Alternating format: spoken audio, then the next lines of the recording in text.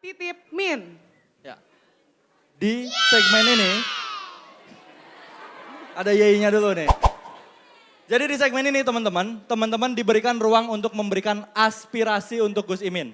Ya, ini saya ulang ya, aspirasi. Jadi nanti teman-teman bukan bertanya, yang mau nanya nanti dulu. Ada segmennya. Di sini sampaikan aspirasi, waktu teman-teman hanya 3 menit ya. 3 menit, gak boleh lebih. Orangnya banyak nih, banyak yang pengen. 2 menit aja Gus. Oh katanya 2 menit aja biar lebih banyak yang bisa kita tampung. Nanti setelah 2 menit teman-teman menyampaikan akan disampaikan, dijawab oleh Gus Imin secara langsung di akhir. Jadi semuanya di akhir ya, nggak langsung interaksi. Oke? Nanti kalau satu yang ketiga boleh angkat tangan dan dipilih. Siap Nat untuk milih Nat? Siap. Oke pilih yang pertama nih ya Nat ya. Mau dari mana dulu nih kita? Dari sini dulu aja kali, dari depan dulu. Depan dulu ya. Depan dulu.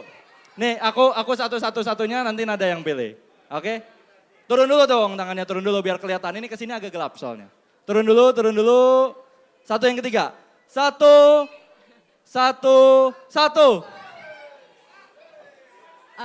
Mbak yang itu silakan. Yang mana? Nih yang pakai kacamata ini? Yang pakai kacamata betul. Oke boleh silakan Teh.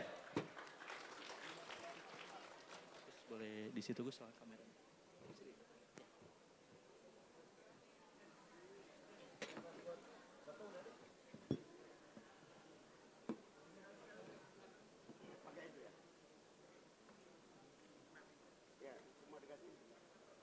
Boleh dikasih jalan dulu teman-teman. Mangga Teh. Aspirasi aja, betul. Enggak, aspirasi aja, karena dijawabnya nanti di akhir. Silakan, duduk. Mic-nya di sana, waktunya 2 menit Teh ya. Baik, terima kasih atas kesempatannya Kang Teteh. Jadi saya mau bertanya Gus Imin. Jadi saya ini alhamdulillah sebagai awardee LPDP untuk tahap 2 2023 kemarin. Dan saya baru baca nih bulan Januari ini ada berita kalau misalnya saat ini Menteri Koordinator PMK sedang mengkaji terkait dengan penurunan anggaran LPDP. Yang mana anggarannya itu kan 20% dari APBN yang mana sekitar 20 triliun. Nah lalu menurut Caimin bagaimana atas kebijakan tersebut dan juga lalu bagaimana dengan teman-teman yang memiliki mimpi seperti saya untuk melanjutkan pendidikan dan juga ingin berkontribusi untuk Indonesia untuk lebih maju ke depannya. Yang mana kami bisa mendapatkan juga sudut pandang yang lebih luas dengan international view yang mana kami juga bisa mendapatkan koneksi. Nah lalu apa kebijakan yang akan Caimin berikan untuk mahasiswa dan juga orang-orang yang memiliki mimpi seperti ini untuk mendapatkan beasiswa ataupun melanjutkan pendidikan. Karena salah satu contohnya ini adalah ketika saat ini ada universitas yang tadi dibahas yang tidak bisa membayar UKT dan harus menggunakan pinjol, yang mana ketika zaman saya kuliah dulu kebijakannya itu adalah tidak ada mahasiswa yang dihentikan dari perkuliahan dikarenakan tidak memiliki uang atau kesulitan finansial. Nah mohon pencerahannya Gus, terima kasih. Oke, terima kasih. Teh siapa Teh namanya? Kak Erika.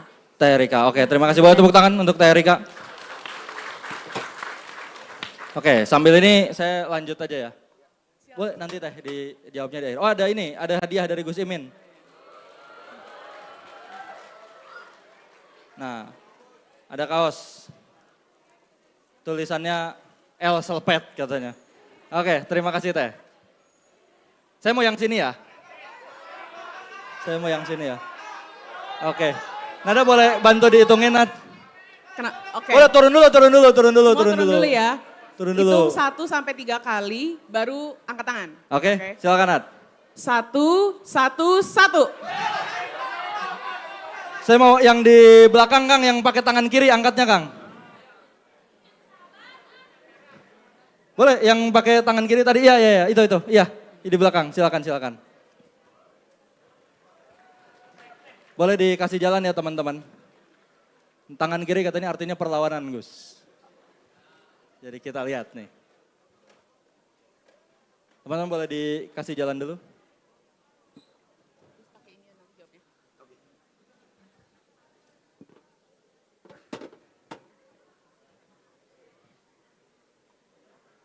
Kang, waktunya 2 menit Kang ya untuk sampaikan aspirasi, silakan Kang. atas. Tangan kiri bukan perlawanan tapi saya aslinya dari Papua, kalau ada yang rumahnya jauh saya lebih jauh.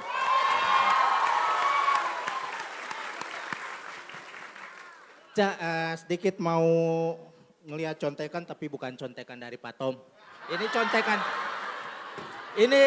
contekan aspirasi teman-teman dari Indonesia Timur, teman-teman dari Papua. Aspirasi kita paling pendekatan yang baik buat teman-teman di Papua. Karena awal pendekatan masuknya Indonesia ke Papua dengan pendekatan militer. Sampai sekarang juga pendekatan itu masih dilakukan terus. Kami orang Papua tidak mau disentuh fisiknya, tapi dengan harapan Cak Imin sama Pak Anies naik.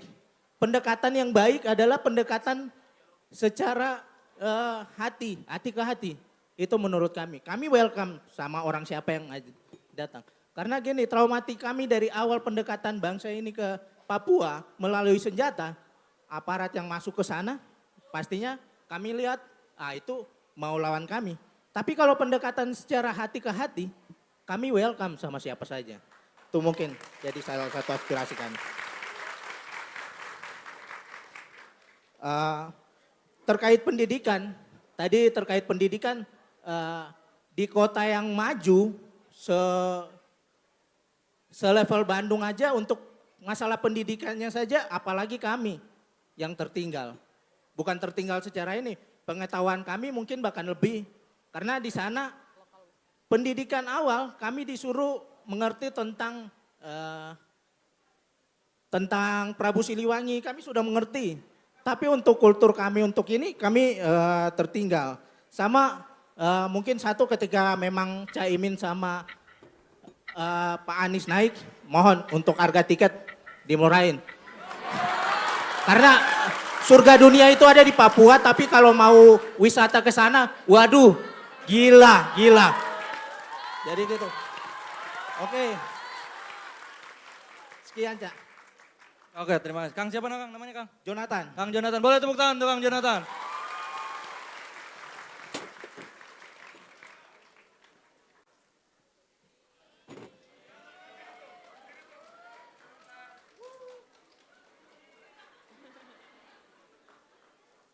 Oke.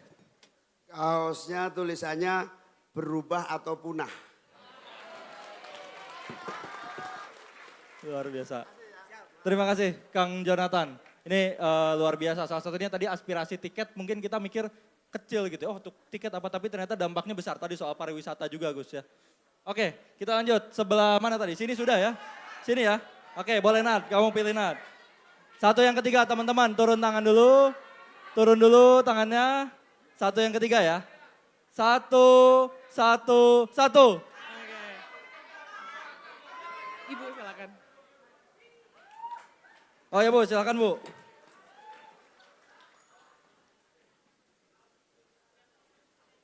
Silakan.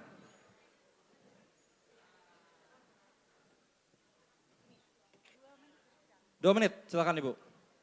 Oke, Assalamualaikum. Kenalin Gus, nama saya Yasmin. Saya langsung aja mau nyampein aspirasi yang setelah setengah tahun. Cukup panjang ya. Di sini saya bawa orang tua yang DPT-nya. Kita tadi ngomongin soal perubahan, kita sepakat sama perubahan. Kita mau kawal, jangankan mau kawal. Urusan DPT orang tua saya aja. Itu setengah tahun lalu saya cek di website, di DPT online itu terlempar ke Sumatera. Saya datangi ke TPS di Sumatera, ke petugas PPS saya datengin, saya report. Saya kasih KK, saya kasih KTP dan petugas menginput itu. Oke Mbak, siap. Siap maksudnya di report, ada 3 petugas waktu itu selesai. Saya pikir aman, pulang ke Bandung dengan sehat sentosa. Akhirnya ketika Desember saya coba iseng, karena lagi mulai heboh-heboh lagi kampanye dan lain. Saya coba cek lagi di website, ternyata 5 bulan, 4 bulan tidak ada perubahan. Saya bilang, waduh ini padahal sudah suara ya, satu suara berharga ya. Kebayang ini ibu kota. Di Bandung, mama saya itu udah tinggal di Bandung, udah nyoblos sampai 3-4 kali udah nyoblos di Bandung. Artinya udah DPT tetap di sini, tapi ternyata terlempar. Itu kan hal yang teknis sebenarnya yang sangat mudah diurus gitu. Setelah itu saya coba datengin ketika Desember, saya coba lagi ke PPS Kota Bandung, saya datengin, kasih juga lapor. ini orang yang aktif ya, aktif mereport, aktif itu harusnya itu sebenarnya kalau dibilang aktif ternyata hasilnya nol gitu. Sampai tadi kemarin sore saya cek masih akhirnya dibilang maaf tidak bisa memilih. Wah saya bilang ini saya harus fight dan akhirnya saya coba fight. Saya disuruh hubungin KPU. Ke Palembang saya disuruh telepon, pokoknya step-step saya jabanin. Sampai tadi sore juga saya jabanin, akhirnya at the end bisa gitu. Nah ini saya pikir ini di kota ya, apalagi di pelosok, gimana suara kita, gimana DPT kita gitu. Gimana mau ngomongin kecurangan perubahan kalau DPT-nya aja udah kayak gini. Gitu aspirasi saya Gus. Terima kasih, Assalamualaikum warahmatullahi wabarakatuh. Waalaikumsalam warahmatullahi. Luar biasa, terima kasih banyak Mbak Yasmin. Iya, luar biasa itu poin yang penting sekali sih. Kita bicara perubahan itu jauh, tapi ternyata perubahan-perubahan sederhana seperti berubah lokasi pemilihan aja sulit untuk diakomodir. Nah ini sih. Padahal katanya demokrasi itu semua orang itu adalah ownernya, pemiliknya. Tapi ternyata permasalahan administrasi ini masih ada. Terima kasih Teh Yasmin sudah menyampaikan. Saya geser sebelah sini ya. Kaosnya belum saya sampaikan. Apa tuh Gus? Gak ada hujan, gak ada angin, amin saja. Amin. Oke, kita di sini. Kupandu hitungnya ya Zal. Boleh turun dulu tangannya teman-teman, boleh turun dulu. Oke, kita mulai 1, 1, 1. Kang, boleh Kang, maju Kang. Boleh dikasih jalan teman-teman. Oke, silakan Kang.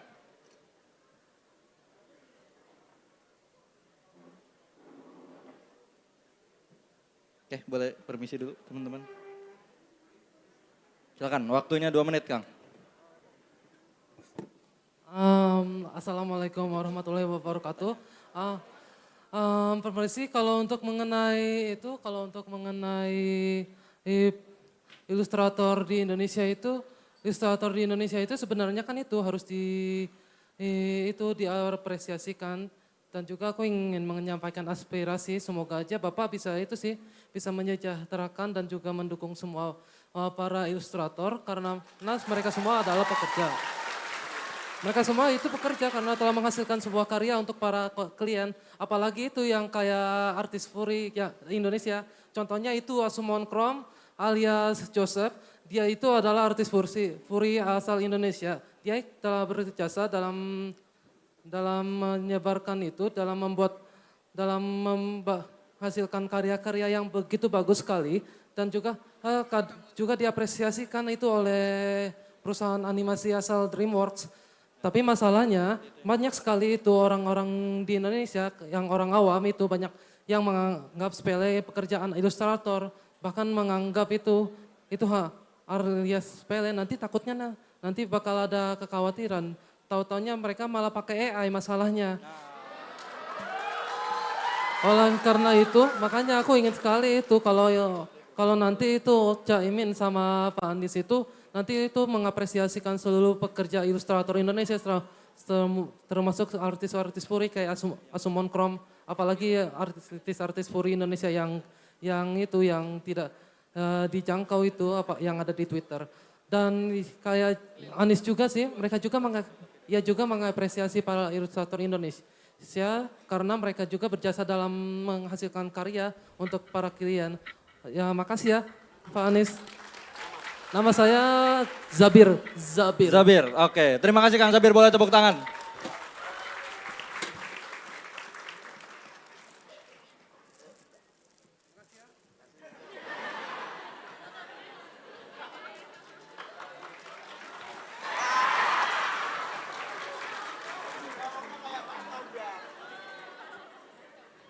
Oke, Gus Imin, kita tadi udah dapat 4 pihak yang memberikan aspirasi.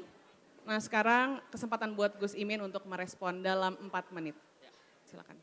Semua ini 4 menit, 1 menit berarti ya. Betul. Boleh, silakan Gus. Ya yang pertama Erika, jadi komitmen Mas Anies dan saya tentang pendidikan ini betul-betul kita lakukan serius.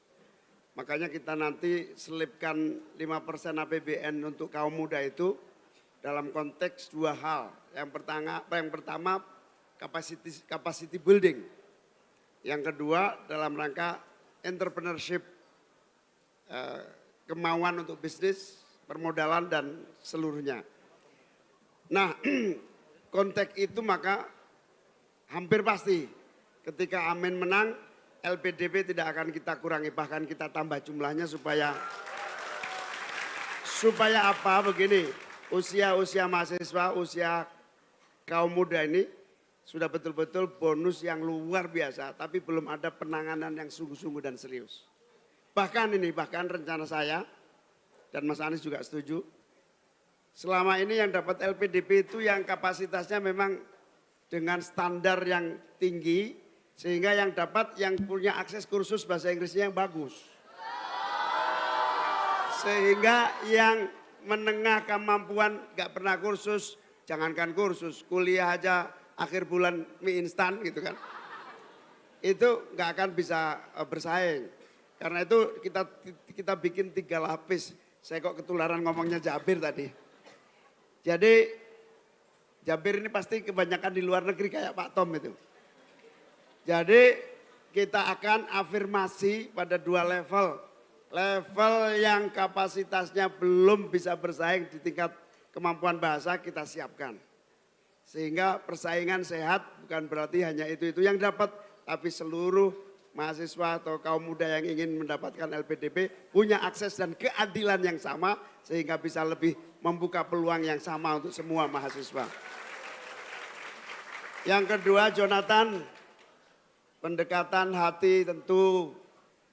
Jonathan pasti tahu Gus Dur. Gus Dur itu dalam rangka merubah Irian Jaya menjadi Papua itu karena hati. Dan kami akan meneruskan pendekatan pembangunan di Papua adalah pendekatan hati dan persaudaraan.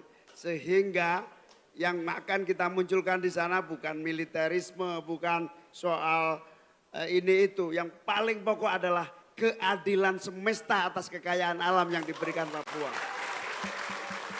Termasuk keadilan dalam mendapatkan anggaran yang memadai karena kontribusi Papua terhadap Indonesia sumber daya alamnya luar biasa. Nah, yang kedua soal tiket ke Papua. Kalau pendidikan sama, kita akan perhatikan betul. Dari keadilan semesta itu salah satu yang utama adalah pendidikan di Papua. Harus semaju Bandung lah kira-kira gitu, amin. Yang kedua tiket murah. Ini sebetulnya kita bisa contoh negara-negara maju ya. Selain proses infrastruktur transportasi yang memadai dan kemudian menghasilkan harga yang murah. Kita bisa contoh mekanisme pasar dan intervensi, diskon, kemudian istilahnya pemerintah juga bolehlah menopang pariwisata dengan memberi subsidi pada tiket untuk para kaum muda yang mau berwisata. Seperti di beberapa negara maju.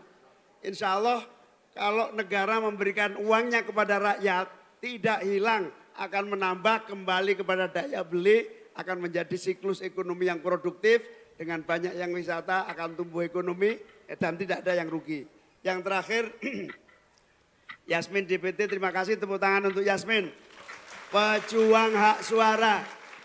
Nanti kalau kita berkuasa, kita ditunjuk dan diamanai, kita pilih KPU yang dahsyat. Syaratnya apa? KPU usianya harus muda sehingga tidak bisa dimainkan oleh siapapun. KPU juga harus beretika sehingga tidak kena sidang DKPP. Jangan-jangan lebih baik kalau KPU-nya mahasiswa saja. Yang terakhir, Zabir, setuju banget. Ilustrator adalah kekuatan ekonomi kreatif yang jangan sampai justru dinikmati oleh negara lain, dibayar mahal di negara lain, sementara kita sendiri punya sumber daya yang bagus sekali. Usulannya, masukannya langsung kita terima, insya Allah kita akan laksanakan perintah Zabir itu. Jelajahi cara baru mendapatkan informasi. Download Metro TV Extend sekarang.